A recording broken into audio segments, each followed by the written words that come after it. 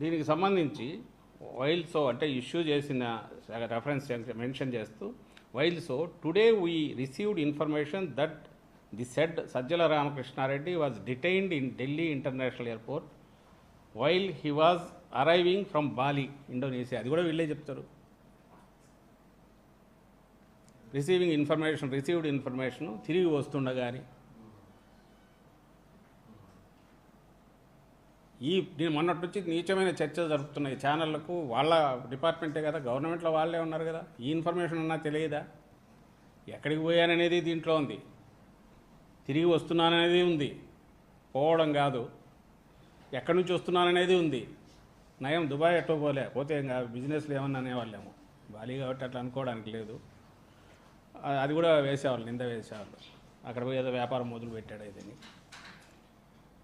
In this connection, it is to inform you that the said Sajjal Ramakrishna Reddy filed an anticipatory bail petition, so and so number, and the Honorable High Court of AP gave interim protection up to 25/10/2024. వీళ్ళే అది mention చేశారు. Therefore, the concerned may be directed అంటే అక్కడ officer కొరకు to release of the detainee Sajjala Ramakrishna Reddy immediately and as the interim protection given by the Honorable High Court of AP is in force. అంటే నీకు నువ్వే ఏమంటాడో up to 25th వరకు ఆయనకి interim protection ఉంది. ఈ order ఎప్పుడు వచ్చిందా హైకోర్టుది? 29. అంటే you are well aware Sajjala రామకృష్ణారెడ్డికి ఇంటర్మ్ ప్రొటెక్షన్ కోర్టు ఇచ్చిందని నీకు తెలుసు. ప్రొటెక్షన్ ఇచ్చిన తర్వాత 25th వరకు అది వ్యాలిడ్ అని తెలుసు. ఆ టైంలో నేను బయటకు వెళ్తున్నప్పుడు పోనీ అప్పుడన్నా నువ్వు ఆపలా, తిరిగి వస్తున్నప్పుడు ఆపి చాలా క్యాజువల్గా ఆయనకు హైకోర్టు ప్రొటెక్షన్ ఉంది కాబట్టి, మరి ముందు ప్రొటెక్షన్ ఉన్నప్పుడు తెలిసినప్పుడు ఎట్లా నువ్వు నోటీస్ ఇస్తావు, ఆ సర్కులర్ ఎట్లా ఇస్తావు? ఇప్పుడు ప్రొటెక్షన్ ఉంది కాబట్టి వదిలేయమని ఎట్లా అంటారు? ఇది కంటెంప్ట్ కదా, న్యాయస్థానం దీన్ని ఉల్లంఘించడమే కదా.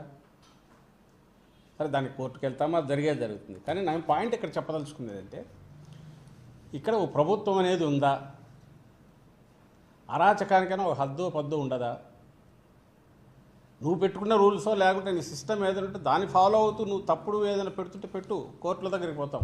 అందులో కూడా ఒక విధానం అంటూ లేకుండా నీకు బుద్ధి పుడితే ఎక్కడైనా ఆపిస్తావు. చేతిలో ఉండే లుకౌట్ సర్కులర్కు ప్రొవిజన్ ఉంది కాబట్టి ఒకటి ఇచ్చేస్తావు. ఆ తర్వాత అంతే క్యాజువల్గా వదిలేసేయండి, ఏం లేదులే అని అంటారు. ఏది తెలిసి కోర్టు డైరెక్షన్ వచ్చిన 25 అంటే 5 రోజులు 12 రోజుల తర్వాత నేను వెళ్ళాను. 14 రోజులు ఒక 20 రోజుల తర్వాత జరిగిన ఇన్సిడెంటు.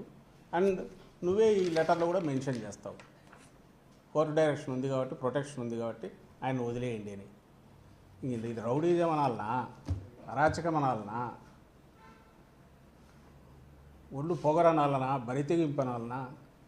సిస్టమ్కే మొత్తం ఇంత పొగురు ఇంత బరితెగింపు తెచ్చారంటే ఇంకా అది ఈ రాష్ట్రం ఎట్లుంది అనుకోవాలా? దీనికంటే ఇది కూడా నేను ఈరోజు చెప్పేవాడిని కాదు. నిన్నటి నుంచి జరుగుతున్న అసలు రామకృష్ణారెడ్డి అనేవాడు కరడు కట్టిన దావుద్ ఇబ్రహీం లెవెల్లో నేరస్తుడైనట్టు, వీడు తప్పించుకొని పరారవుతా అంటే పట్టకచ్చినట్టు. నువ్వు తప్పించుకోలే అవసరం లేదు. వేయరా వాడిని అంటే వేయచ్చు, కొట్టరా వాడిని అంటే కొట్టచ్చు, ఆపరా ఎక్కడనంటే ఆపచ్చు, అవసరం లేదు. వేయరా వాడిని అంటే వేయచ్చు, కొట్టరా వాడిని అంటే కొట్టచ్చు, ఆపరా ఎక్కడనంటే ఆపచ్చు. దానికి ఒక బేస్ కూడా ఉండాల్సిన అవసరం లేదు. నువ్వు బేస్ క్రియేట్ చేసిన తప్పుడు అయితే ఛాలెంజ్ చేసి ఇది తీసుకొచ్చి కోర్టుకు పోతాం. అసలు బేస్ కూడా లేకుండా, ఒక ఆధారం లేకుండా ఇట్లా చేయడం అనేదంటే ఇంకా దాన్ని ఎట్లా ఏమనాలో కూడా అర్థం కావట్లేదు. దానికంటే వీళ్ళు క్రియేట్ చేస్తున్న ఒక ఏదో ఘోరం జరిగిపోయింది అన్నట్టు ఈ ఛానల్స్లో వీటిలో చేస్తుంది, అది మరీ ఘోరంగా ఉంది. ఇది ప్రజలు గమనించాలా, ఎంత అడ్డగోలుతనం. ఈరోజు అట్లే ఉంది కదా. ఈరోజు చూస్తే కూడా నిన్న ఇదైతే స్కిల్ డెవలప్మెంట్ స్కామ్కి సంబంధించి మామూలు కామన్ సెన్స్ ఉండి చదువుకున్న వాళ్ళకి ఎవరికైనా ఈడీలో జరిగింది చూస్తే స్కామ్ జరిగింది అనేది వాస్తవము అని సెంట్రల్ కంట్రోల్ అంటే వీళ్ళ కూటమి ప్రభుత్వంలో ఉండే బీజేపీ కంట్రోల్లో ఉండే గవర్నమెంట్ కింద ఉండే ఎన్ఫోర్స్మెంట్ డైరెక్టరేట్ ఎప్పుడో కేసు ఉండేది, వాళ్ళు అటాచ్ చేయడం ద్వారా అది రుజువు అవుతుందా? చంద్రబాబు నాయుడు గారికి క్లీన్ చిట్ ఇచ్చినట్టు కనిపిస్తుందా? కామన్ సెన్స్ ఉంది చదువుకునే వాళ్ళకు. 50 కోట్లు 60 కోట్లు ఇప్పటికేదో అటాక్ చేశారంటే వాళ్ళు ఉండే అంత ఉందేమో, తెలియదు ఎంత ఉందో, దొరికినంతవరకు అటాచ్ చేసినట్టున్నారు. అటాచ్ చేశారంటే ఆ మేరకు అదేది ఈడీ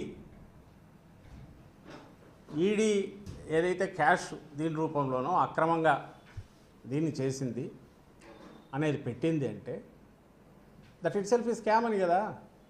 అంటే నువ్వు ఇచ్చిన పేమెంట్కు ఏదో సరుకు రాలేదు, ఆ పేమెంట్ ఒక డొల్ల కంపెనీల ద్వారా ఎక్కడికో రూట్ త్రూ చేశారని నమ్మిన తర్వాతనే ఈడీ ఇది పెట్టిందంటే గవర్నమెంట్ సొమ్ము, ప్రజల సొమ్ము పే చేసింది నిజమే, అక్రమంగా అది వెళ్ళింది బయటికి, వెళ్ళిపోయేది రూట్ త్రూ బయటికి వెళ్ళింది అనేది అంత క్లియర్గా చెప్తాంటే, ఎస్టాబ్లిష్ అవుతుంటే కేసు, అది చంద్రబాబు క్లీన్ చిట్ అని మొత్తం మీడియాని మేనేజ్ చేసి రాయిస్తున్నారు.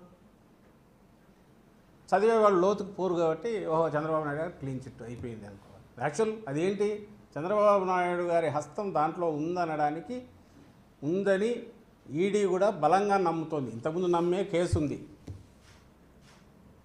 ఇప్పుడు దానికి ఫర్దర్ అడుగు ముందుకు వేశారు. అంటే జగన్మోహన్ రెడ్డి గారు కక్ష సాధింపులో భాగంగా చంద్రబాబు నాయుడు గారిని అరెస్ట్ చేయలేదు, దాని దారిన ఇన్వెస్టిగేషన్ అంతా జరిగిన తర్వాత